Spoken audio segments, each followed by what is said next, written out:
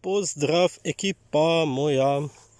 Evo novi auto, novi projekat Fiat Punto iz 2002 sa 1.2 motorom, običan 60 konja, najslabiji. Pa evo, ovo je novi auto, na njemu će se isto raditi, isto kao i na Peugeotu. Planova imamo.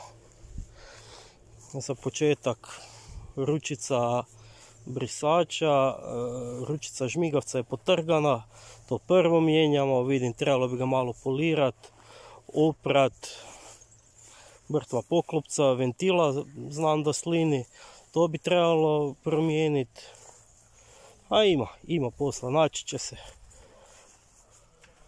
Da, ima i farovi, ovo isto, vidite koliko su požutjeli.